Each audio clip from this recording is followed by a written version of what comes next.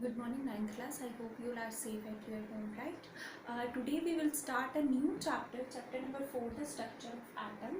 In the previous chapters, we had discussed about the atom, molecules, right? So we know that about our previous knowledge, atom is the smallest unit of any particle.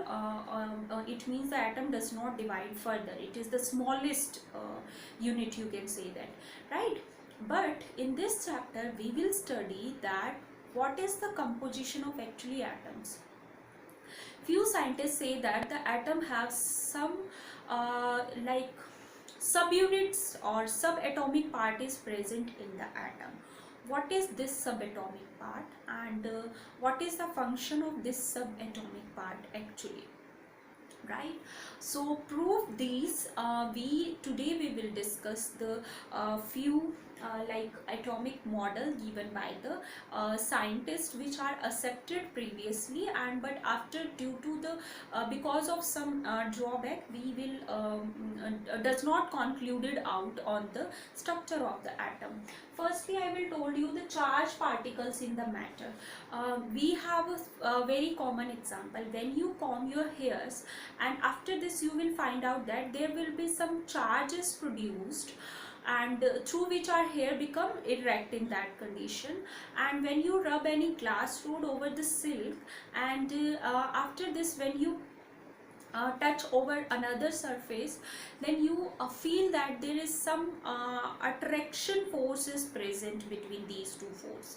So why these the attraction of the two surfaces is takes place, and how it is actually occur, the main conclusion of about these common example, what is the main conclusion actually. So according to the few scientists, in the very first time when we discuss about the atoms, they said that there are few charge are present, subatomic particles are present in the atoms, which produces the charge when we rub the two surfaces. When we rub the glass rod over the silk surface, the glass rod is made up of the small atom particles obviously, so it means there will be a charge particle is present in that atoms, and which produce the charge, and which we feel actually, right? Because atom is a very small unit, small particle, and we cannot see it with our naked eyes. So subatomic particles of the atom are again the very small particles which we cannot use. After the few years, in 1806, the and scientist, a Goldstein scientist, who gave an experiment on the glass rod, gas pipe gas road he has taken, and he observed that it transfer alpha rays, and he observed that some particles are present in that glass rod simply, and he gave this ray is called the positive ray. This is called the cathode ray. It means every particles have some charges which are either the positive or the negative. After few times, the Dalton firstly given the structure of atom was given by the Dalton. He said that like there is negative charges are present in the atom which revolving in the whole atom, which are called the electron. But instead of electron, there is the balancing of the charges takes place in the atom. It means after, instead of negative charge or the electron, there will be some positive charge also present in the atom, and these positive charge is actually 2000 times more in size as the electrons or the negatively charged particles, subparticles. And this particle is called the proton, which is positive in nature. And if we will talk about the magnitude of the charged particle, the magnitude of the charged particle is same. It means the negative charged particle magnitude is equal to the positive charged particle magnitude according to the Dalton. But in the previous time, we do not know about where the electrons and protons actually exist in the atom.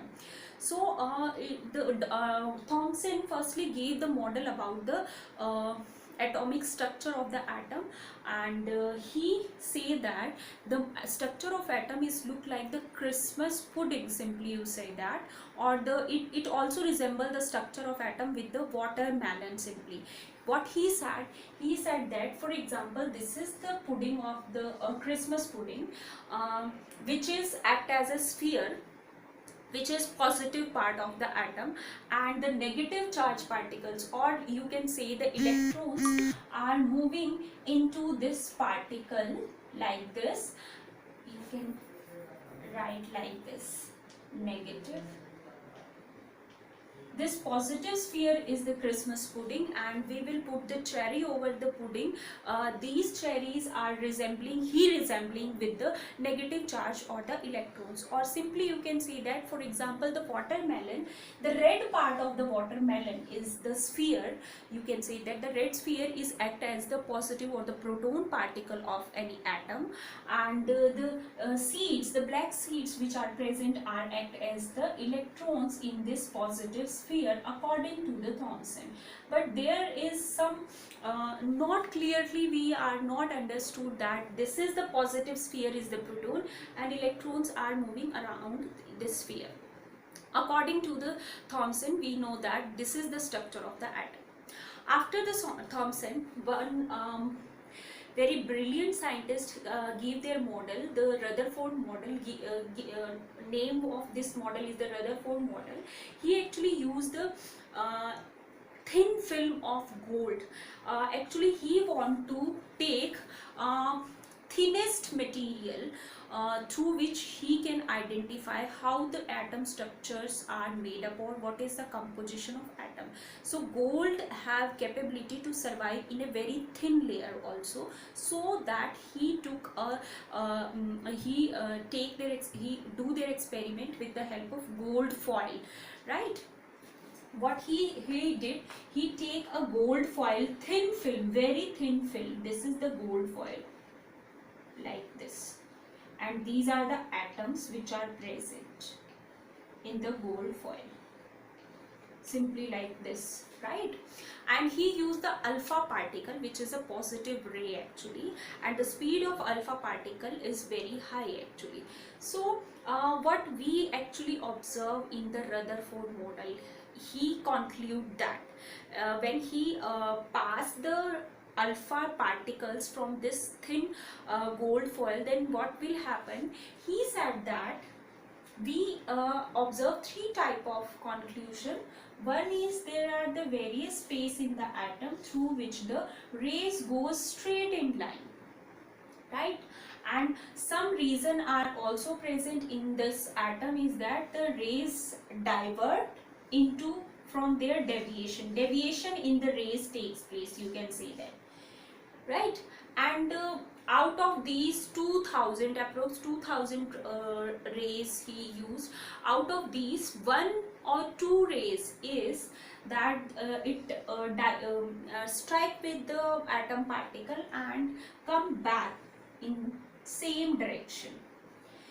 It means at the 180-degree angle, it goes into that angle, comes in the same angle. Few rays, out of 1 or 2 rays are that which goes into that angle, comes into the same angle after the deviation. So what we have actually concluded that about the Rutherford model. This is the sphere, this is the atom of the gold foil, right? When we pass the few rays which go straight in a straight line, it means in the atom the maximum part is empty. The atom's maximum part is empty. It means there is no subatomic particles are present.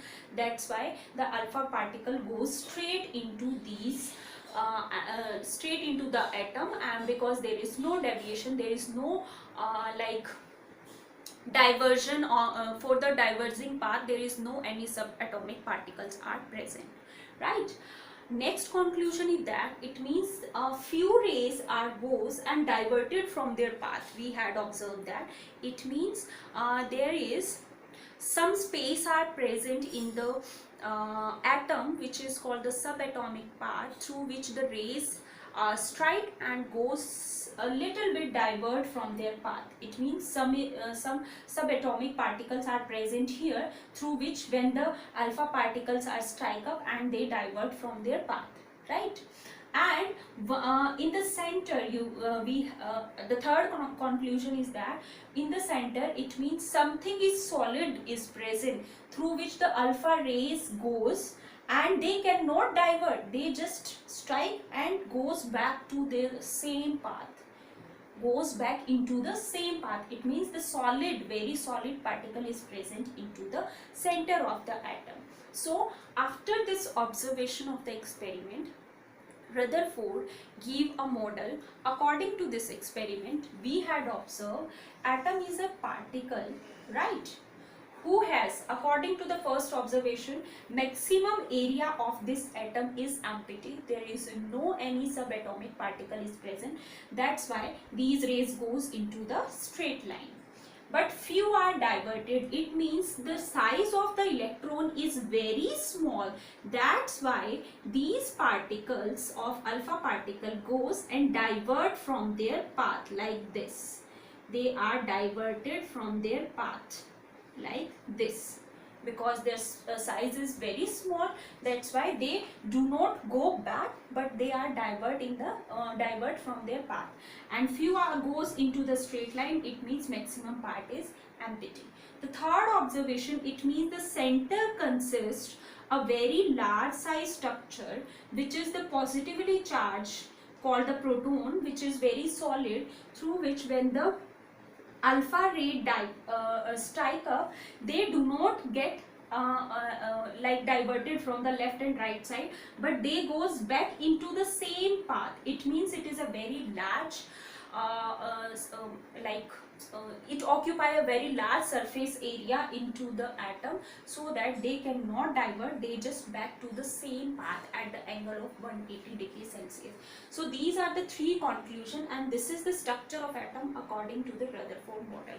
But in Rutherford model, a little bit like a drawback will be there. He does not say that these electrons, he said that electrons are moving around in their revolution. He said that if they are moving around their revolution, it means their free energy goes decrease and they fall into the nucleus. This is called the nucleus actually. This is the atom and this is the nucleus. Nucleus is the positive in case of atom, and the negative charge or the electrons moving around this nucleus. Rutherford said that the electrons are revolving around their surface continuously according to the Rutherford. But if they are continuously moving, it means their energy is slow down and they goes they like left into the proton. So how the charge of atom is balanced, actually it was given by the modification in this structure is done by the Bohr. Bohr is actually the student of the Rutherford, right? He gave the most accurate conclusion about the electron. Electrons are moving, but they have a fixed orbit. About this orbit we will discuss in our next lecture actually. And Bohr gave this concept. So after the Rutherford gave the main highlight of the atom, that the center is a positive, electrons are present around the positive charge, but how they are revolving actually, it was given by the Bohr, and which is the most accepted model about the structure of the atom, which we will discuss in our next lecture. So for today it's okay.